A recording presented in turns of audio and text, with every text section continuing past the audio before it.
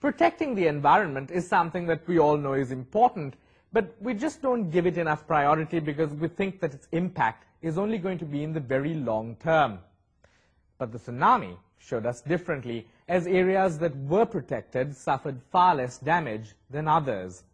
In our final report today, we go to Kalmune, where people are determined to learn from the lessons of the past. Kalmune in the Ampara district, as seen from space. This east coast town was one of the worst affected by the powerful waves of December 2004. The impact of the tsunami here was intensified due to previous clearing of almost all vegetation along the beach. This highly populated town was therefore defenseless in the face of the relentless waves which caused much destruction. The creation of a green belt along Kalmune's coastal areas was therefore an urgent priority to rectify mistakes of the past and to ensure protection in the future. Working closely with the UDA, it was an NGO, the NSRC, that took the initiative to restore Kalmune's coastal ecosystems in an area where little remained of the natural resources that would once have flourished here. It is very difficult to cultivate a green zone here because there is no natural green zone that we can use as an example.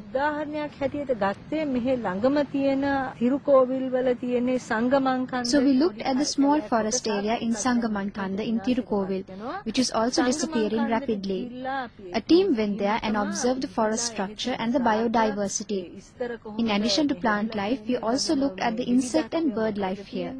Using this as a guide, we were able to begin work on the green belt.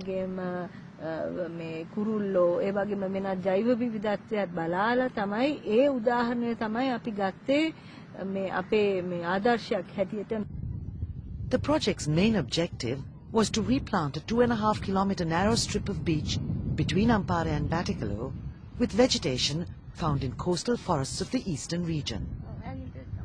Another objective was to establish model forest gardens that would supplement family income and conserve the environment at the same time.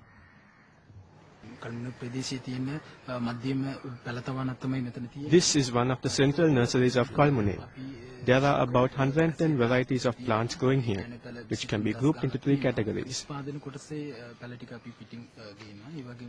For planting on the beaches and around wells, we use trees that would have grown here naturally. By planting these trees, we hope to enhance the biodiversity in the area.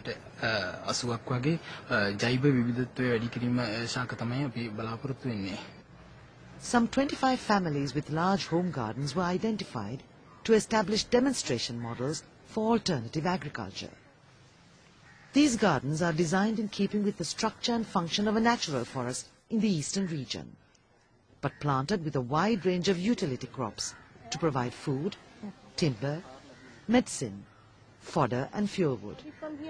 Families were also informed about eco-friendly ways of caring for their gardens. We make compost and liquid fertilizers ourselves instead of buying it in shops. We don't go to the market. We get all the vegetables we need for cooking here. For example, we get ladies' fingers, brinjals, sweet potato, bitter gourd, chilies and onions.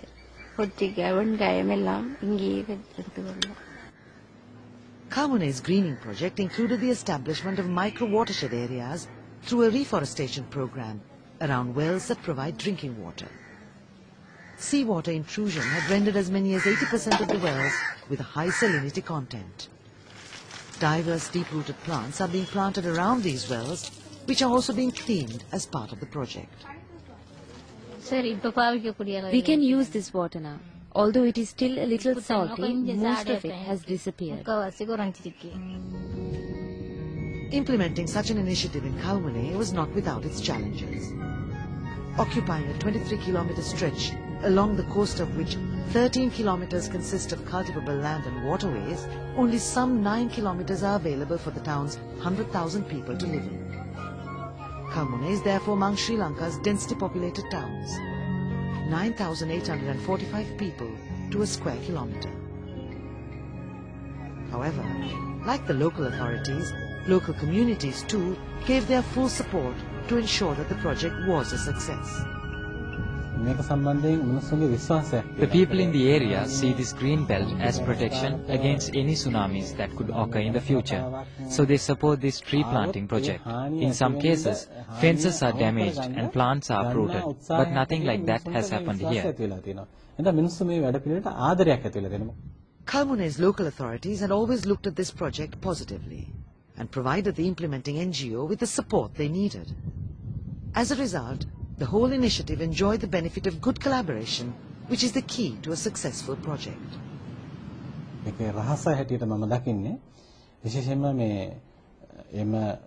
The secret to the success of this project is the dedication of the staff of Neosynthesis Research Center, as well as the dedication of the people in the area.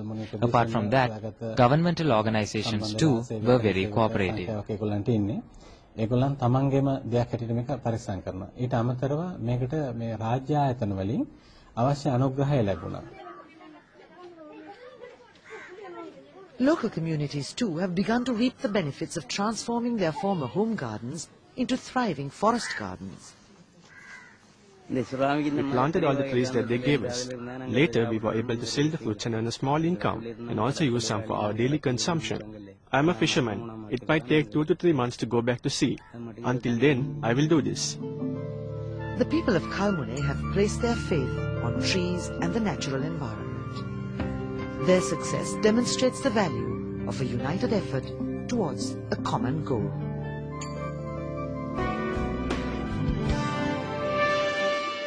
Well, that about wraps up our show for today. Thanks for joining us on Coastal Rising, and we do hope that you'll join us again next time too for more stories of coastal communities in recovery. Till then, goodbye.